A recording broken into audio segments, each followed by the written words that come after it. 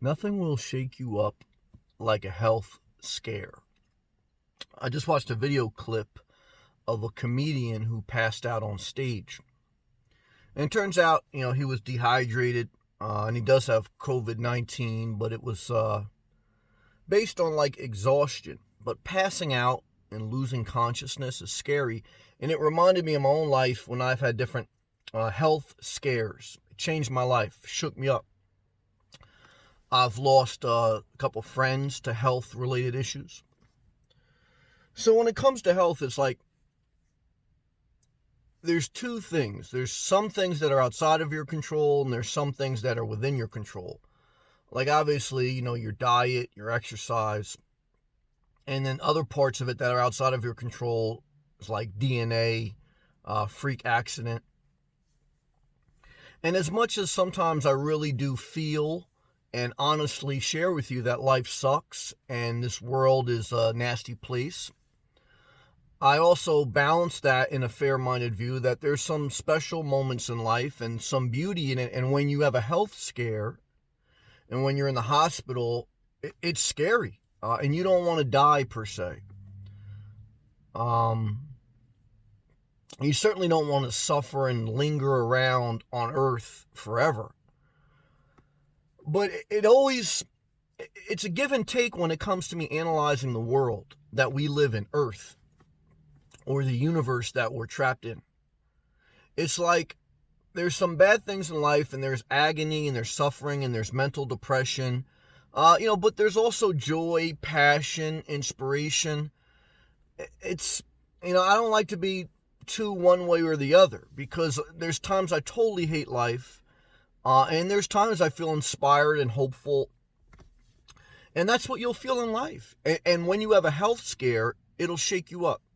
When I was in my early 30s and I started to work out to try to get in shape because I became obese, I let myself go.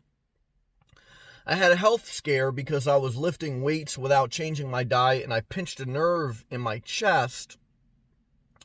And I went to the emergency room, and my nervous system, which is like an electrical system in your house, you have nerve windings all throughout your body. I pinched a nerve, and my nervous system was like on the fritz. I was having shooting pain everywhere, and it took about a year or so for my body to fully recover. But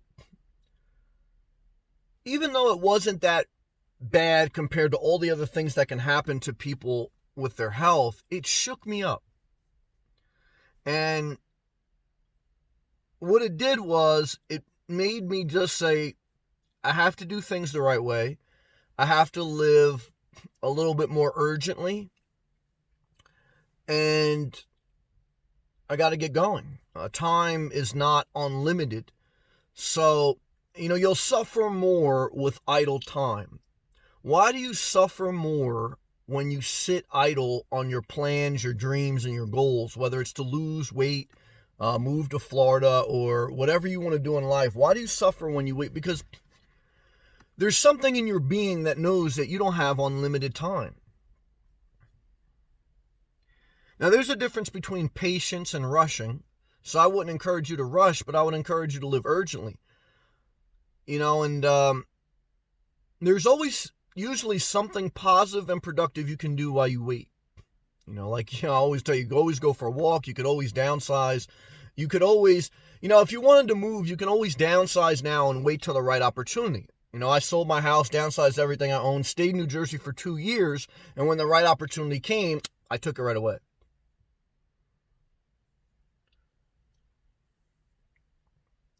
But the health scare shakes a human up like nothing else, at least in my experience. There's exceptions. As much as we are depressed and stressful, there is something scary about leaving this world. Maybe it's the unknown. But don't spend too much time focusing on the unknown, because we don't know. Focus on what you can control. The difference sometimes between sanity and peace is focusing on what you can control. Like, what's that prayer of serenity? Like, help me to accept the things I can't control and focus on things I can, something like that. There's a big difference between the mind, when it's focusing on what it can control versus what it can't. There's a distraction in our mind, and an excuse when we focus on what someone else can control, what someone else can do. Whether it's a politician, a family member, or whatever, focus on what you can control. And there is a lot of things in life you can control, including parts of your health, including parts of your finances. Sometimes, look, I feel America is out of balance with financial inequalities. However, America has some of the greatest opportunities in the world. If you sit idle, it's like a balance. You can't just bitch.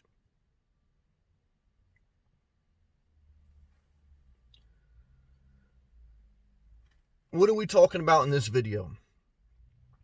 We're talking about there's moments in your life, a few, probably a handful, that shake you up. Sometimes you need to be shooken up.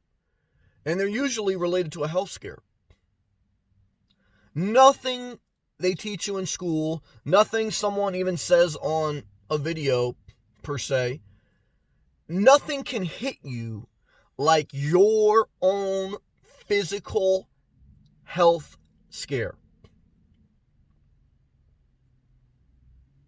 Pivot off that energy of urgency and go after what you want. Start living your life intentionally and focused, because it's not unlimited, which is a good and bad thing. But idle time and sitting around and being lethargic and apathetic, all that does is get you roommates and a life below your potential, smoking weed, using beer I heard the quote the other day that beer is a poor man's opioid. Just sedates the mind. Keep your edge. Keep your edge. Why? You need all the energy you can harness to go after your dreams. They sell energy at the gas station for about $2, $3 a gallon. Energy is the difference between going somewhere and not. Don't let anything sedate your energy. Focus your energy. Discipline your energy. Use it as the fuel to your dreams.